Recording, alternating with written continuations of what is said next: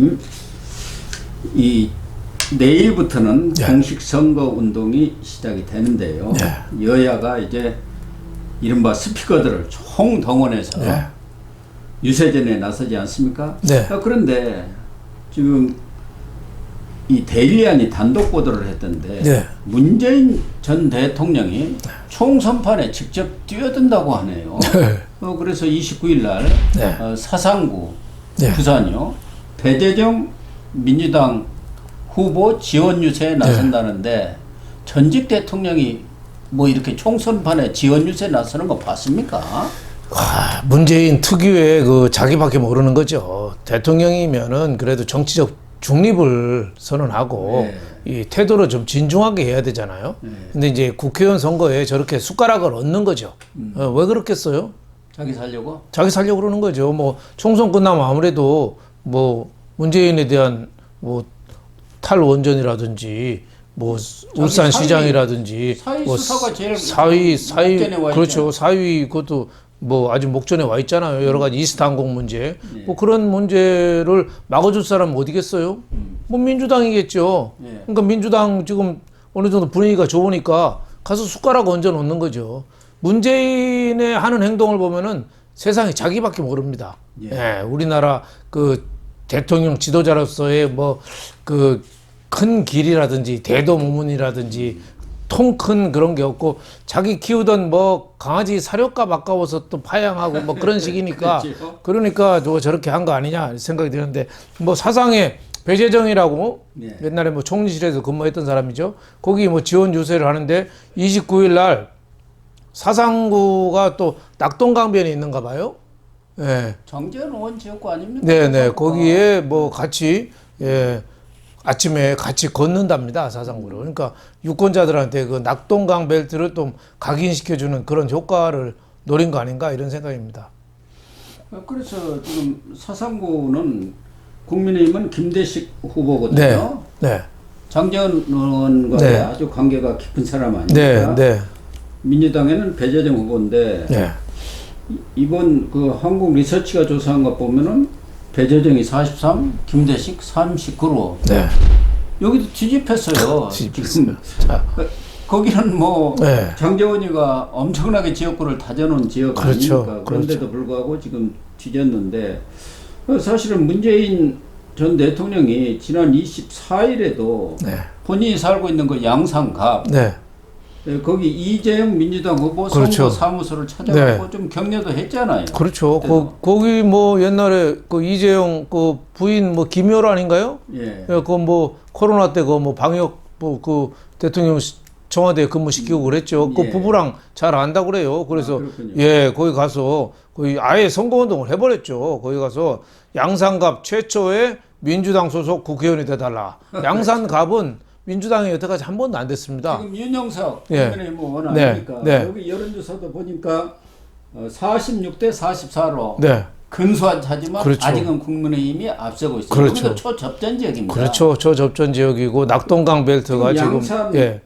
갑인데 의리도 네. 중요하지 않습니까? 그렇죠. 김두관하고 네. 김태호 두 네. 사람이 붙은 데인데 네. 거기도 또 김태호 의원이 아니 예. 김태호 의원이죠. 예. 후보가 또 뒤졌더라고. 그동안 그렇죠. 쭉 예. 앞서 왔었는데 최근에 이종석 황상무 예. 이 사태가 나면서 거기도 지금 역전이 돼가지고 사실은 낙동강 벨트가 9개인데 네. 민주당이 5개가 우세하다는 그런 네. 여론조사 결과가 나와서 네.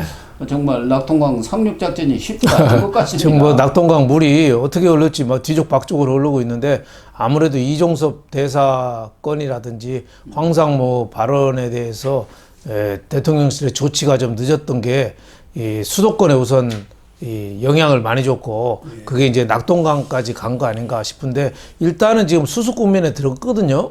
그래서 좀 국민의힘이 지지율을 좀 회복하는 단계에는 와 있는데 이게 지금 선거에 임박했기 때문에 얼마나 빨리 회복할까 이게 관건이죠. 근데 지금 이번 주 내 아마 말경에 나오는 여론조사가 아마 선거에 영향은 가장 크게 주지 않나 싶어서 지금 국민의힘이 지금 오늘이 수요일이잖아요.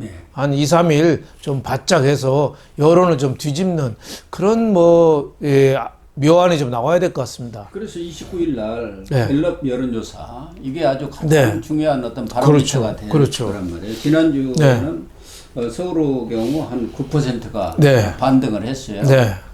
30에서 39로 올라갔고 그래서 국민의힘이 민주당을 눌렀어요. 네. 그러니까 그것이 지방으로까지 퍼져야 하는데 네. 전에도 얘기한 것처럼 시간차가 있기 때문에 네. 과연 지방으로 갈지 네. 뒤에 얘기를 하겠습니다만 지금 제일 문제는 의료 이 대란 문제입니다. 의대 증원 문제인데 예. 그 문제에 대한 융통성이 발휘가 될지 이런 것들이 달려 있는데 문제는 지금 야당은 문재인 전 대통령이 이 서산만 갈지 모르겠어요. 이렇게 한번 또 트이면은 여러 군데 또 부산 왔다 갔다 할 가능성도 그렇죠. 있고 예. 또 하나는 정세균, 임종석 네.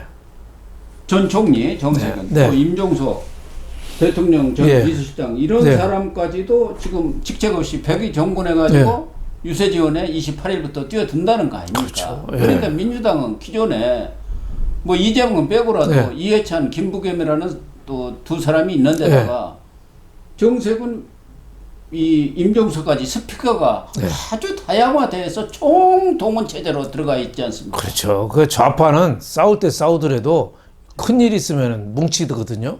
이 보수하고 좌파하고는 다른 것 같아요. 우파들은 한번 싸우면 그냥 아예 안 봐요. 근데 좌파들은 지금 싸워도 지금 손을 합치는 모습을 보여주고 있잖아요. 이게 왜 그렇겠어요? 결국은 총선 끝나면은 이재명의 운명을 장담하지 못하잖아요. 그러니까 그 이유를 대비해서 이재명 감옥 갈 수도 있으니까 그 이유를 대비해서 숟가락을 하나씩 얹어 놓는 거죠. 그래서 김부겸도 지금 지원하고 있고 정세균 전 국회의장도 지금 나오고 있고 또 임종석 전 대통령 비서실장도 오라진 않더라도 불러주면 가겠다. 그래서 백의 종군 형태로 뭐 선거에 지원하는 이런 총 공세를 펴고 있습니다. 그러니까 정세균 전 총리는 원래 자기 지역구는 전북 아니었습니까? 네. 그러다 종로로 왔죠. 예, 그래서 종로로 와서 거기서 또 이선을 했는데 종로 곽상원 후보 그러니까 노무현 사이 지원부터 시작을 해갖고 사실은 정세균계가 아직도 민주당 내에 만만치 않게 있습니다. 그렇죠. 그러니까 정세균계 지원을 겸해가지고 지금 돌아다니는 것을 보면 동대문, 경기, 성남 분당갑, 중랑갑, 인천, 대전, 충남, 또 경남, 부산 전국으로 자기 계보들을 다 지원으로 나섭니다. 그렇죠. 아무래도 뭐 정세균 하면은 민주당 그 전통적인 지지층들 뭐 그 이미지가 좀 좋지 비교적 않습니다. 부드러운 이미지잖아요. 그러니까 스마일 이미지. 아무래도 뭐 도움이 된다고 봐야죠. 뭐 시골에 가면은 정세균 국회의장 보고 세균이 왔다, 병균 왔다 뭐 그런다잖아요. 그러니까 아이들이 그럼 놀림감이 될 정도로 좀 친근한 이미지는 있는 거죠. 이거를 그 지역 입후보자들은 노리는 거죠. 이재명 하면은 좀 뭐 살벌하고 좀 그렇잖아요. 뭐 욕도 많이 하고 하지만 정세균은 좀 그런 스타일은 아니니까 선거운동에도 좀 도움이 된다고 판단하지 않았나 싶습니다.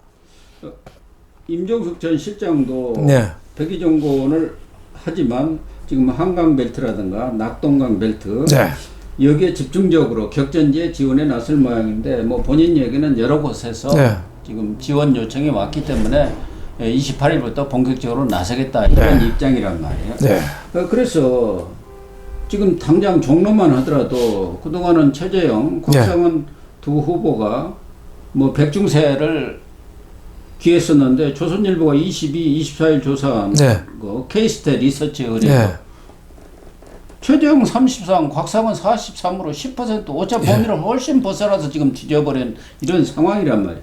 그런데 지금 문제는 야권의 경우 뭐 어떤 생각을 가지고 여기에 참여를 했던 이 진보 좌파 세력들은 지금 똘똘 뭉쳐서 총동원 체제가 되고 있는데 국민의힘은 스피커가 누굽니까? 한동훈 한 사람 혼자죠. 아닙니까? 그게 가장 인요한 국민의 미래 선대위원장이 참여를 했습니다마는 아무래도 당이 다르죠. 그래도 당도 다르고 아무래도 정치적인 그런 발언을 하는 데는 두 사람 다 정치 초보 아닙니까? 그렇죠. 그러니까 좀 연륜이 있는 이런 사람. 그래서 지금 국민의힘은 거의 그 한동훈 비대위원장 원탑이거든요.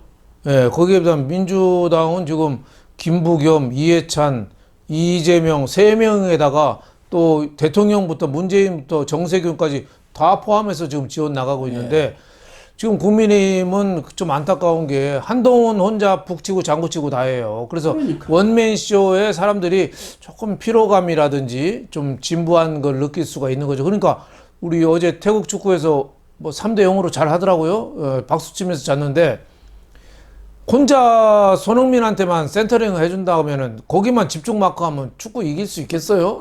그러니까 가끔은 저 다른 선수도 이강인도 좀 하고 여러 선수들한테 좀 하니까 어제 3골이 나온 거 아니겠어요? 그런 의미에서 좀 지금이라도 늦지 않았어요. 빨리 좀 다변화가 시급하다. 좀 한동훈이 중요하지만 한동훈 없이는 안 되지만 한동훈만으로도 안 된다. 이런 생각을 좀 빨리 가져야 되는데 너무 좀 혼자 단독 플레이를 한다는 게 자꾸 좀 벽에 부딪히는 거 아닌가 이런 생각이 좀 듭니다. 한동훈 위원장도 오늘 왜 스피커를 다변화하지 않느냐 하니까 자기도 좀 도와줬으면 좋겠다.